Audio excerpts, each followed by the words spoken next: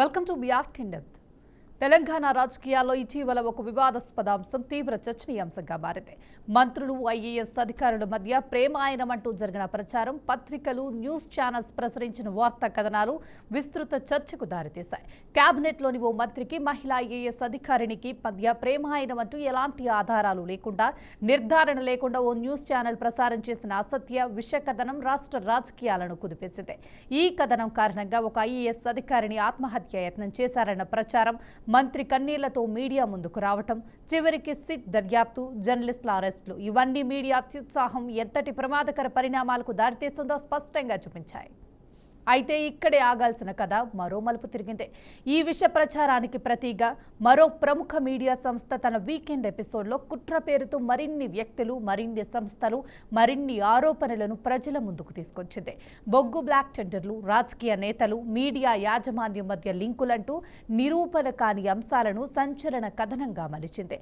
ఆ కథనం ప్రకారం ఒడిశా నైని బొగ్గు బ్లాక్ సింగరేణికి దక్కగా ఈ టెండర్లు పొందేందుకు డిప్యూటీ సీఎం బట్టి విక్రమార్కకు సమీపంగా ఉన్న వెన్సర్ కంపెనీ రంగంలోకి దిగిందని, ఆ కంపెనీకి అనుభవం లేకపోవడంతో మేఘా కంపెనీతో జాయింట్ వెంచర్కు వెళ్లిందని ఆరోపించింది.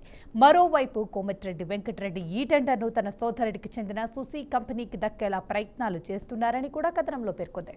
వాస్తవానికి నైని బొగ్గు బ్లాక్ వ్యవహారం కేసీఆర్ హయాంలోనే తెరపైకి వచ్చిందని, 25 ఏళ్ల పాటు బొగ్గు తవ్వుకునే లాభదాయక అవకాశాన్ని ఓ ప్రైవేట్ కంపెనీకి అప్పగించే ప్రయత్నాలు జరిగాయని, అదానీని ముందు పెట్టి ప్రతిమ శ్రీనివాస్ కంపెనీకి అప్పగించే ప్లాన్ కూడా ఉన్నట్లు ఆరోపణలు చేసింది.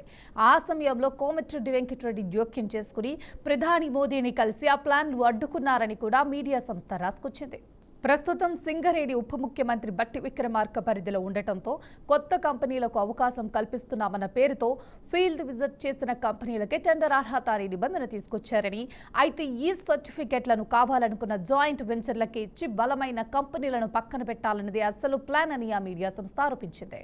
అయితే కోమటిరెడ్డి వెంకటరెడ్డి సోదరుడికి చెందిన సుసి కంపెనీకి అనుభవం, అర్హతలు ఉన్నప్పటికీ తన అల్లుడి భాగస్వామిగా ఉన్న వెంచర్ కంపెనీకి టెండర్ దక్కదేమోనన్న భయంతోనే ఆ టీవీ ఛానల్ ఎండీ తన ఛానల్లో మంత్రి కోమటిరెడ్డిపై విష ప్రచారానికి తెరలేపారని ఆ వీకెండ్ ఎపిసోడ్లో ఆరోపించింది. మహిళా ఐఏఎస్ అధికారులతో అక్రమ సంబంధాలంటూ రోత కథనాన్ని ప్రసారం చేయటం వల్ల కేంద్ర సర్వీస్ అధికారులు సీరియస్ అయ్యారని, సీఎం రేవంత్ రెడ్డి ప్రమేయం లేకుండానే సిట్ ఏర్పడిందని కూడా మీడియా సంస్థ పేర్కొంది. అయితే ఈ ఎపిసోడ్లో సీఎం రేవంత్ రెడ్డి మీడియా సంస్థలపై తీవ్ర ఆగ్రహం వ్యక్తం చేశారు. మీకు పంచాయతీలు ఉంటే మీరు తెలుసుకోండి, తలుపులేసుకుని కొట్టుకోండి, ఒకరిపై ఒకరు బురద జల్లుకోండి, కానీ మా మంత్రులపై తప్పుడు ప్రచారం చేసి బద్నాం చేస్తే తీవ్ర పరిణామాలు ఉంటాయని ఫైరయ్యారు. ఆధారాలు లేకుండా తప్పుడు కథనాలు రాస్తే ఇక నుంచి ఎవరిని ఉపేక్షించమని హెచ్చరించారు. బొగ్గు టెండర్ల ఆరోపణలపై ఇప్పటికే బట్టి విక్రమార్క కూడా స్పందించారు. తాముపై వచ్చిన బొగ్గు గనుల కథనాన్ని ఖండించి పిట్ట కథ, కట్టుకథలు ఇవన్నీ అభూత కల్పనలు అని స్పష్టం చేశారు. తాను ఆ పత్రిక ఎండీ తేల్చుకుంటామన్న వ్యాఖ్యలతో కూడా ఈ విషయంపై తన ఆగ్రహాన్ని వ్యక్తం చేశారు. ఇలాంటి హాట్ టాపిక్ కథనాలు ఇప్పుడు రాష్ట్ర రాజకీయాల్లో ఉత్కంఠ రేపుతున్నాయి.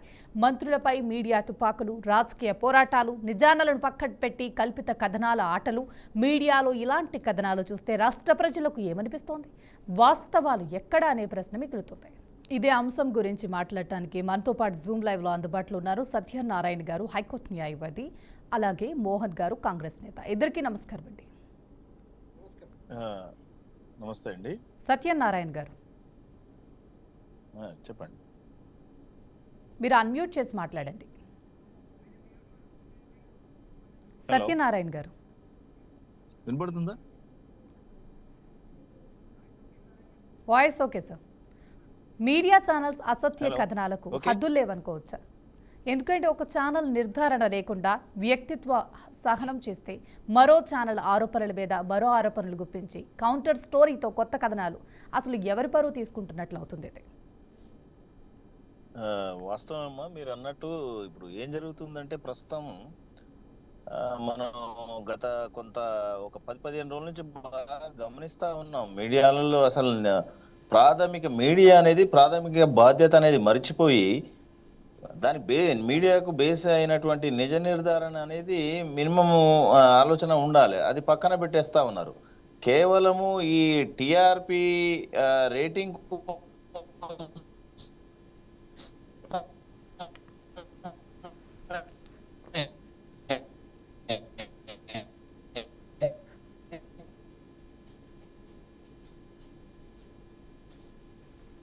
మరి రాజకీయ లేకపోతే టీఆర్పీ రేటు పెంచుకోవడం చేస్తుంది.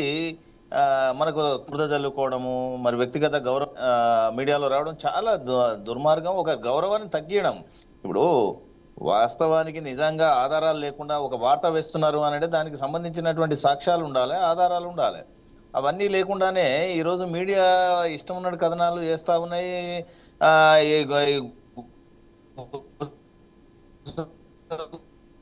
పూసలు అంటా ఉన్నాయి. ఇవన్నీ బేస్లెస్ గా ఏదైతే మీడియా అంటే అన్ని ఛానల్స్ అన్నాను, కొన్ని ఛానళ్ళు ఎంత అంటే ఇప్పుడు మీడియాలో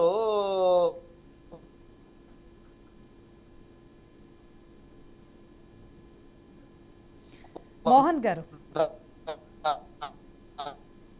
సత్యనారాయణ గారు, మీరున్న చోట కొంచెం టెక్నికల్ ప్రాబ్లం ఉన్నట్టుంది. మీ వాయిస్ అంత క్లియర్ ఉండట్లేదండి.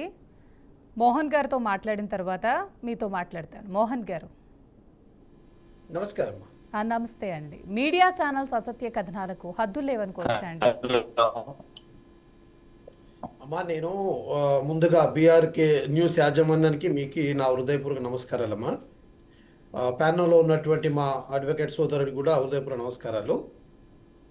నేను ఏమంటున్నానంటే, నాకు మీడియా అన్న, జర్నలిజం అన్న, జర్నలిస్టులు అన్న అపారమైన గౌరవం అమ్మ నాకు. కానీ ఈ మధ్యలో చూస్తుంటే చాలా బాధ అనిపిస్తుంది. ఎందుకు బాధాకరం అనిపిస్తుందంటే, ఈరోజు ఒక ఐఏఎస్ ఆఫీసరు, అందులో ఆమె ఇండియన్ ఆయన ఐఏఎస్ ఆఫీసర్ అంటే సమాజంలో అత్యున్నతమైన స్థానంలో ఉన్నటువంటి ఒక అధికారి. ఈరోజు ఆ అధికారికి ఈ రకమైన ముడిపెట్టి ఏమంటారంటే ఆధారాలు లేని నిరాధారమైన ఆరోపణలు చేస్తూ ఒక రేటింగ్ని పెంచుకునే విధంగా, అంటే మనము బయటకు కనబడేది రేటింగ్ అనుకుంటున్నాం, కానీ మరి అంతర్గతంగా ఈ బొగ్గు గనుల వ్యవహారంలో ఏం జరిగింది అనేది బయటకు వచ్చింది తెలియదు. కానీ లోపల మరి వీళ్ళేమన్నా నా కమిషన్ కావాలి లేకపోతే ఇవ్వకపోతే ఈ రకంగా బ్లేమ్ చేస్తామా, ఏ రకంగా జరిగిందో కానీ ఇది సమాజం యాక్సెప్ట్ చేయదమ్మా. నిజంగా మళ్ళీ ఒకసారి రిపీట్ చేస్తామా, మీడియా అన్నా, జర్నలిజం అన్నా ఈ దేశానికి, ఈ సమాజానికి, ప్రభుత్వానికి, ప్రజలకు మధ్యలో ఒక వారధిగా ఒక పూర్తి వాస్తవాలను నిలబెట్టి ప్రజల సమస్యను గొంతుకై నిలబెట్టేదే మీడియా సంస్థలమ్మ. కానీ ఈరోజు ఆ పరిస్థితి కొద్దిగా తగ్గిందేమో అని బాధాకరం అనిపిస్తుంది నాకు. ఎందుకు అంటున్నా అంటే, నా వ్యక్తిగత అభిప్రాయము, మీరు చర్చల్లో కూడా తల్లి ఈరోజు మంచి చర్చ తీసుకున్నారు. ముందుగా నా తరపు, మరి నాకు అందరి తరపు, నా అంటే వెల్ విషెస్ తరపున కూడా మీ ఛానల్స్కి నా హృదయపూర్వక నమస్కారాలు. ఎందుకంటే మంచి డిబేట్ తీసుకున్నారు. నిజంగా ఒక హెల్తీ చర్చ ఉండాలి తల్లి.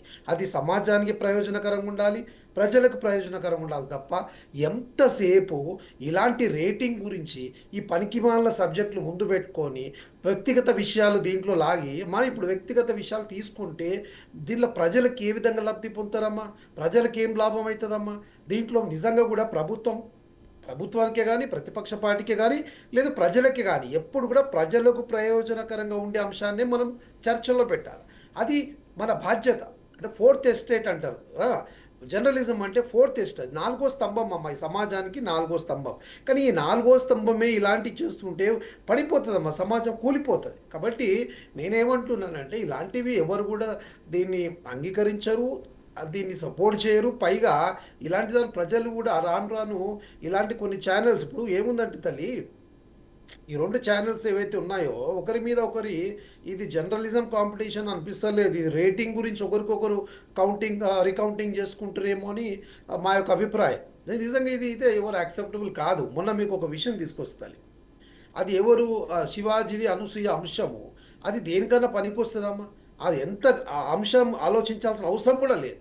కానీ దానికి వారం 15 రోజులు ఒక చర్చా వేదిక పెట్టినారు. ప్రజలకు ఏం ప్రయోజనం అమ్మా? ఇదే వేదిక, ఇదే చర్చ ఒక రైతాంగం గురించి పెట్టండి, ఇదే వేదిక, ఇదే చర్చ కార్మికులు, కర్షకుల గురించి పెట్టండి, ఇదే చర్చ విద్యార్థుల గురించి పెట్టండి, ఇదే చర్చ నిరుద్యోగుల గురించి పెట్టండి, ఇదే చర్చ సమాజం గురించి పెట్టండి. డెఫినెట్ యాక్సెప్ట్ చేస్తుంది, అది మంచిది కూడా తల్లి.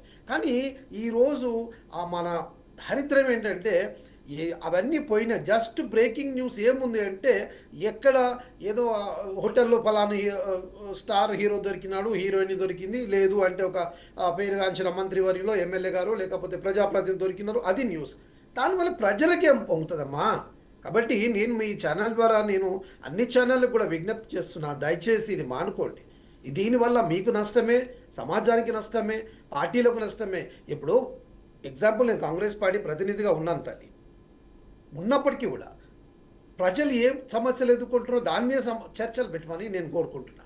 దానివల్ల ప్రభుత్వానికి వెళ్తుంది మీ ద్వారా, ఈ మీడియా ద్వారా, ఏదైతే మీ జర్నలిజం ద్వారా, ఈ మీడియా 4 ఎస్టేట్ ద్వారా మీరు ప్రజా గొంతుకగా ప్రభుత్వానికి వెళ్తుంది. సమస్య వారధిగా ఉంటారు కాబట్టి ప్రజలు అప్పుడు ప్రభుత్వం కూడా ఓహో ఈ సమస్య ఉంది కాబట్టి దాని మీద దృష్టి పెట్టాలని ప్రభుత్వాలు కూడా దృష్టి పెడతాయి.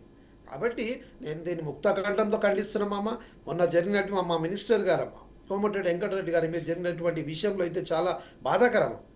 ఆయన ఎంతో కష్టపడి అడుగడుగు చింది స్థాయి నుండి కష్టపడి ఎదిగి రాజకీయాలుగా ఈరోజు కాంగ్రెస్ పార్టీ అపారమైన కాంగ్రెస్ పార్టీ భక్తుడు ఆయన. ఎందుకంటే ఇందిరాగాంధీ కాడికి మొదలు పెడితే ఇప్పటి వరకు కూడా కాంగ్రెస్ పార్టీ నమ్ముకున్న వ్యక్తి, మంచి నాయకుడు. ప్రజలు కోమటిరెడ్డి వెంకటరెడ్డి బ్రదర్స్ అంటే నల్గొండ జిల్లాలో మంచి పేరు ప్రతిష్ట గలవాళ్ళు. వాళ్ళ కుల మత భేదం ఏం లేదు. ఎవరికి ఏ రాత్రి ఎవరికి ఆపదైనా సహాయపడిన వ్యక్తులు వాళ్ళు. కాబట్టి అలాంటి వ్యక్తి మీద ఇలాంటి వార్తలు రావడం చాలా బాధాకరం, దురదృష్టకరంగా భావిస్తున్నది.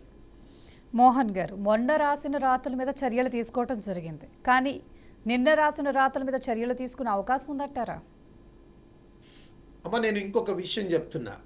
మొన్న ఎన్టీవీ మేడం ఎవరు యాంకర్ రిపోర్టర్ వచ్చేసి సోషల్ మీడియాలో పెట్టింది, నేను ఒక మహిళని, నా మీద ఈ రకమైన దాడులు చేస్తారా, నా ఇంటికి వస్తారా అంటే, అమ్మ మీరు మహిళ అయితే ముందర అధికారి మహిళ కాదా అమ్మ?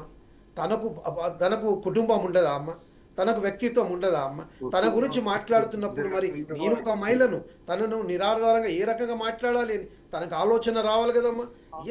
ఎందుకంటే ఈ విషయాలు చెప్తున్నానంటే అది నేను ఎందుకు ఈ విషయాలు ప్రస్తావిస్తున్నట్టు తల్లి, తను మన ఫేస్బుక్లో ఎక్కడో సోషల్ మీడియాలో చూసిన తన బాధ. నేను అంటున్నా, మీరు ఎందుకు చదవాల్సి వచ్చింది? మీరు మహిళలే, నిరాధారంగా ఒకరిని మనము బ్లేమ్ చేసినాము, చెప్పేసినాము, అయిపోయింది. కానీ వాళ్ళ కుటుంబంలో ఇది ఒక రోజుతో అయిపోయేది కాదమ్మా. జీవితాంతము తన ఇంట్లో మనం అక్కి రాసేసినట్టు అయిపోయింది. తన కుటుంబం అంతా జీవితాంతం బాధపడాల్సిన పరిస్థితి. ఏ రకంగా వాళ్ళ కుటుంబంలో ముఖం పెట్టుకొని చూపించుకుంటుందమ్మా. నిజంగా కూడా సీతమ్మ కూడా తప్పలేదమ్మా. సీతమ్మను కూడా దేవత, ఆమెకు కూడా రాముడు అగ్ని లేయాల్సి వచ్చింది. ఇప్పుడు ఈమె పరిస్థితి కూడా అదే వస్తుంది తల్లి. అంటే నేను ఎందుకు చెప్తున్నానంటే, బట్ట కలిసి మీద వేసేస్తాము, మన బాధ్యత అయిపోయింది అనుకుంటాం. కానీ తర్వాత వాళ్ళు ఎన్ని ప్రాబ్లమ్స్ ఫేస్ చేస్తారు, వాళ్ళు ఎన్ని రకాల ఇబ్బందులు పడతారో ఇవన్నీ మనం ఆలోచించి తీసుకోవాలి. ఖచ్చితమైనమా ఇదే విషయం కాదు, ఏ విషయాలైనా వ్యక్తిగత విషయాలు, నిరాధారమైన విషయాలు మీరు ఈ రకంగా మేము కాంపిటీషన్లో చెప్తాము, కాంపిటీషన్లో మాకు రేటింగ్సే కావాలి అనుకుంటే చూసుకుంటూ ప్రభుత్వం మూకోదమ్మా. మీరు నిజంగా ప్రభుత్వం ఏదైనా తప్పు చేస్తే దాన్ని లేవనెత్తి చూపించండి, మీరు ఇది చేస్తలేరు అని చెప్పండి, అది మేము యాక్సెప్టబుల్ చేస్తాం. అంతేగాని వ్యక్తిగతంగా మీరు తలదూచుకొని వ్యక్తిగతంగా ఈ రకమైన ఆ దూషణలు చేసి నిరాధారమైన ఆరోపణలు చేస్తే అది ఎవరి జీవితాలు నాశనం అయిపోతాయేమా? అది కష్టమవుతుంది ఎవరికైనా. వ్యక్తిగతంగా ఆమె నిజంగా చనిపోయిన పరిస్థితి ఏంటి? లేదు లేదు మోహన్ గారు మాట్లాడచ్చు. హలో, సత్యనారాయణ గారితో కూడా మాట్లాడతామండి. సత్యనారాయణ గారు, ఇప్పుడు వాస్తవానికి బ్రదర్ అన్నట్టు మీడియా అనేది it's a fourth estate. And అంటే ఈ సమాజాన్ని నిలబడడానికి ఏ విధంగా అయితే న్యాయ వ్యవస్థ కానీ, రాజకీయ వ్యవస్థ కానీ, అధికార వ్యవస్థ కానీ, అదేవిధంగా 4వ స్తంభం అనేది జర్నలిజానికి ఎందుకు ఇచ్చారు అంటే, ప్రభుత్వాలు కానీ, రాజకీయ నాయకులు కానీ ఏదన్నా పొరపాట్లు చేసినా, తప్పు చేసినా వాళ్ళని ప్రశ్నించే గొంతుకగా జర్నలిజం ఉంటుంది అని చెప్పేసి అంటే ఆ విధమైన ఫోర్త్ ఎస్టేట్ అనేది ఉంది. సో దాన్ని తూట్లు పొడిచే పరిస్థితులలో ఈరోజు ఇప్పుడు సోదరులు అన్నట్టు ఏ వార్త పడితే ఆ వార్త అంటే వాళ్ళ రేటింగ్ కోసమే చేస్తా ఉన్నారు. కానీ వాస్తవానికి ప్రజలకు ఉపయోగపడే ఒక్క వార్త అయినా ఇచ్చే న్యూస్ ఛానల్స్ చాలా తక్కువైనాయి. ఎంతసేపు ఉన్నా వాళ్ళ ఆర్థిక, మరి నిజంగా కూడా వారు జర్నలిజం చేస్తా ఉన్నారా లేకపోతే వ్యాపారం నడుపుతా ఉన్నారా అనేది మనకు కనబడతా ఉంది. ఈ చాలా దుర్భరమైన వ్యవస్థలో జర్నలిజం ఉందనిపిస్తా ఉంది. ఇప్పుడు అది ఒక పక్కనంగా ప్యారలల్ గా న్యాయ వ్యవస్థ నడుపుతున్నట్టుగా చేస్తా ఉన్నాయి కొన్ని కేసులలో. ఇప్పుడు వాడు ఏదన్నా కానీ ఒక నిందితుడు అరెస్ట్ కాగానే వానికి ఉరి శిక్ష అని, ఇంకో శిక్ష అని వీళ్ళే డిసైడ్ చేస్తా ఉన్నారు. అదే కాకుండా ఇంకోటి ఏంటంటే వాళ్ళ ఫ్యామిలీస్ దగ్గర పోయి డిస్కషన్లు పెడతా ఉన్నారు. ఎంత వాళ్ళ మానసికమైన క్షోభకు అనుభవిస్తారు ఆ కుటుంబ సభ్యులు. కొన్ని ఛానల్స్ అయితే అది ఈరోజు ఫ్యామిలీ కోర్ట్స్ నడుస్తూ ఉన్నాయి. సో ఆ ఫ్యామిలీ కోర్ట్స్ నడిపించాల్సిన భార్యాభర్తల పంచాయతీలు కూడా ఈరోజు కొన్ని ఛానల్స్ బహిరంగంగా పంచాయతీలు పెట్టినట్టుగానే షోస్ చేస్తా ఉన్నాయి.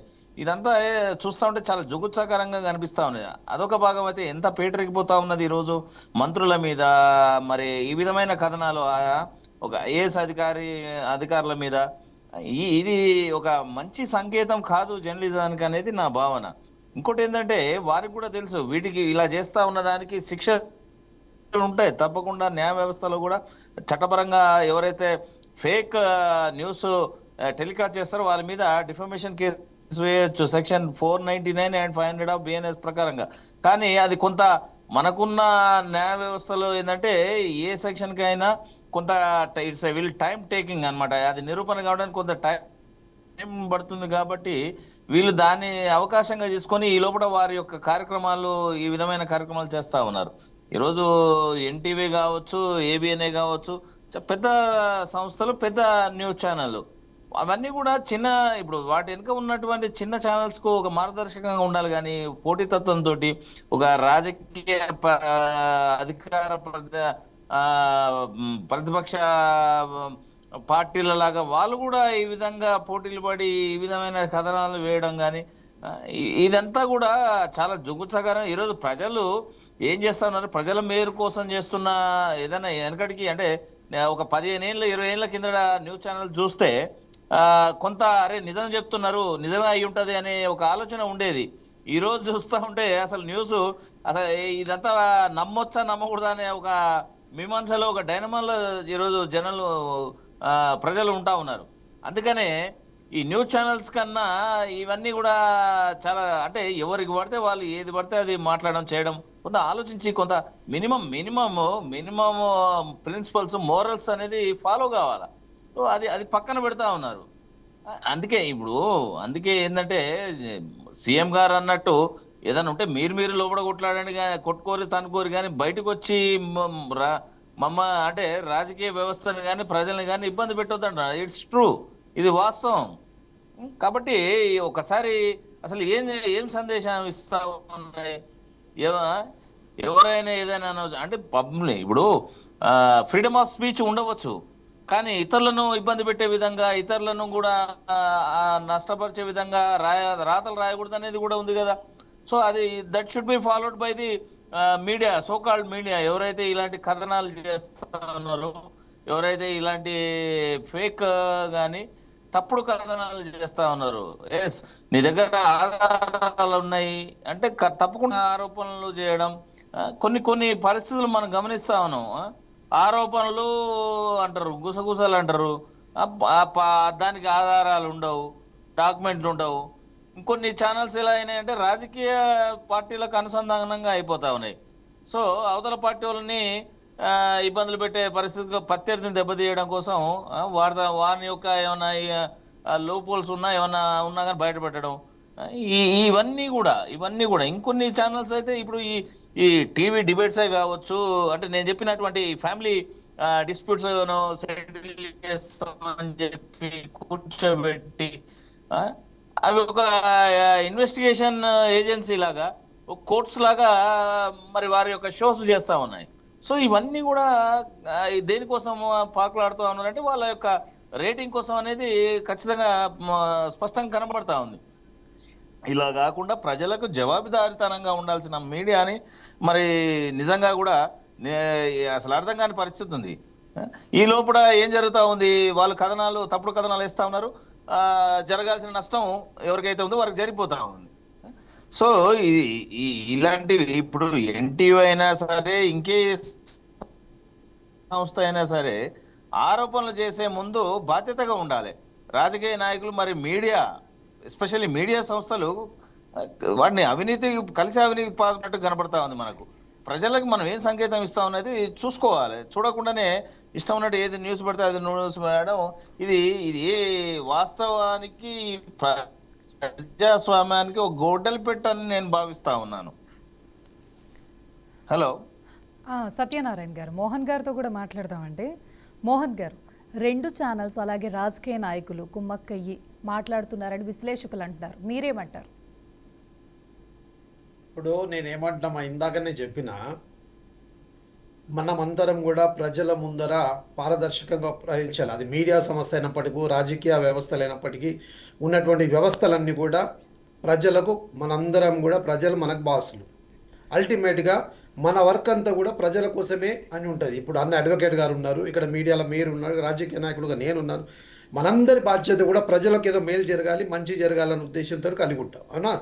అయితే నేను ఎందుకు చెప్తున్నానంటే, ఇలాంటి బట్టగాల్చి మీదేయడం వల్ల, ఇంతకుముందు మీకు మళ్ళీ చెప్తున్నా, ఇట్లాగే సీతమ్మాదేవి కూడా లంక నుండి తిరిగి వచ్చినప్పుడు ఒక ఆవిడ వాళ్ళ రావణ్ణి కలిసి అయ్యో వచ్చింది మరి ఇన్ని రోజులు ఎట్లా ఉందో ఏమని అనుమానం పెడితే, రాముడసుడు దేవుడే సీతమ్మను సమాజం కోసము ఆ మంటల్లో అగ్ని పరీక్ష చేపించమని ఆ రోజు సందర్భంలో జరిగింది. మరి ఈరోజు ఇన్ని మంది మీడియాలో, అమ్మ మీరు కొన్ని యూట్యూబ్ ఛానల్ చూస్తే అయితే దయనీయం. ఆ తమ్మునేల్స్ ఎట్లా పెడతారంటే, ఇక అది చూసి ఎవరు ఇంట్రెస్ట్ లేని వాళ్ళు కూడా చూడగట్టాడు. అంటే నేను నోటితో చెప్పలేని వర్డ్స్ పెడతారు తమ్మునేల్స్లో పెట్టి, ఆ ఫొటోస్ పెడతారు. మళ్ళీ ఏమైనా యాక్షన్ తీసుకుంటే మీడియా మీద ఈ రకమైన దీన్ని ఏమంటారు, ఎమర్జెన్సీ క్రియేట్ చేసినారంట. ఎక్కడ ఎమర్జెన్సీ అమ్మ? చేసే పనులు చేస్తారు, తప్పు చేయొద్దు అంటే ఎమర్జెన్సీ ఏందమ్మా? ఏం సమాజంలో మనం ఏం సంకేతాలు ఇస్తున్నాం, ఏం సందేశం ఇస్తున్నాము? మన అక్కనో మన చెల్లెనో అయితే ఈ రకం తమ్మునేలు పెట్టి చేస్తామా అమ్మ? మన ఇంటి ఆడపడిచి అయితే ఈ రకంగా చేస్తామా అమ్మ? మనం అన్ని ఆధారాలు ఉన్నప్పటికీ కూడా దీనికి కొన్ని వ్యవస్థలు ఉన్నాయి. అంతేగాని మీడియాకు ఎంత స్వేచ్ఛ ఉంది కానీ లైసెన్స్ లేదమ్మా. మీడియాకు స్వేచ్ఛ ఉంది కానీ లైసెన్స్ లేదు. దానికి కొన్ని సంస్థలు, వ్యవస్థలు, కోర్టు, దానికి ఒక దీని ఏమంటారు, విచారణ చేయడానికి పోలీస్ శాఖ ఉంది, దానికి కోర్టు ఉంది, న్యాయశాఖలు ఉన్నాయి, దానికి కూడా ప్రత్యేకమైన ఛానల్స్ ఉన్నాయి. కానీ అన్నీ మేమే పరిశీలిస్తాం, సకల పరిష్కారం మా దగ్గరే జరుగుతుంది. ఇక నేను పేరు చెప్పాను కానీ ఒక ఛానల్ అయితే మొత్తం ఫోన్లు చేసి ఇక మొత్తం నా దగ్గరనే పరిష్కారం అవుతుంది అన్నట్టు మాట్లాడతారు. నాకు అర్థం కాదు. మరి మరి మిగతా సంస్థలు ఎందుకు? ఇప్పుడు పోలీస్ శాఖ వారు ఎందుకండి? పోలీస్ వ్యవస్థ ఎందుకు? న్యాయ వ్యవస్థ ఎందుకు? ఇవన్నీ అవసరం లేదు కదా. మనమే ఒక మీడియా పెట్టుకొని మనమే ఫోన్లు మాట్లాడి చేసుకోవచ్చు కదా. సో నేను ఎందుకు చెప్తున్నానంటే, ఎవరు చేయాల్సిన పనులు వాళ్ళు చేసి, ప్రతి సంస్థకు, ప్రతి వ్యవస్థకు ఒక లిమిట్స్ ఉన్నాయి చట్టంలో.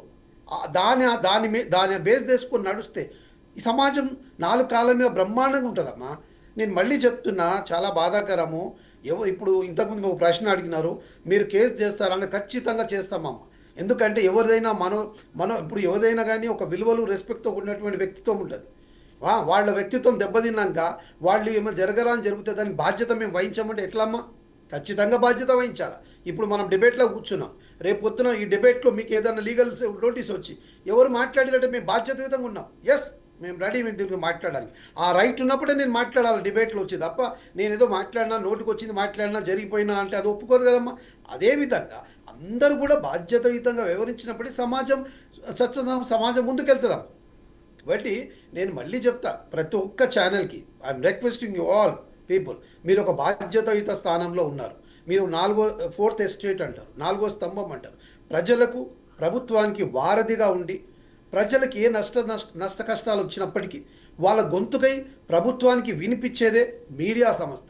అది గుర్తించి చేసినప్పుడే ఖచ్చితంగా ప్రజలకు కానీ, ప్రభుత్వాన్ని కానీ, రాజకీయ పార్టీలకు కానీ అందరికీ కూడా న్యాయం జరుగుతుందని ఈ సందర్భంగా తెలియజేస్తున్నాను. మోహన్ గారు అలాగే సత్యనారాయణ గారు, ఇద్దరికి థ్యాంక్ యూ సో మచ్ అండి. చర్చలో పాల్గొని మీ అద్భుతమైన విశ్లేషణ అందించినందుకు నమస్కారం.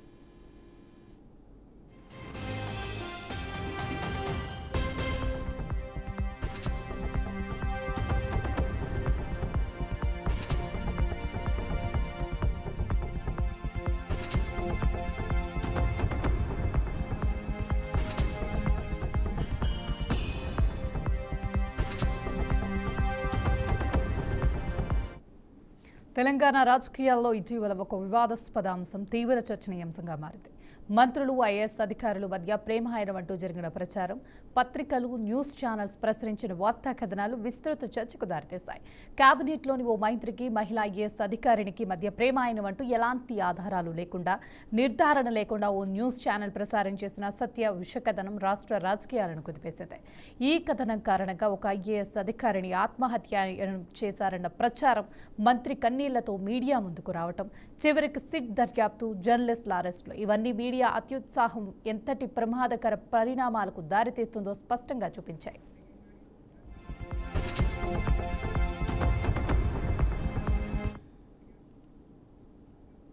నిజాన్ని నిర్భయంగా చెప్పేదే న్యూస్ ఛానల్. ఇది ఇవాల్టి BRK. Keep watching BRK news Telugu. సత్తా.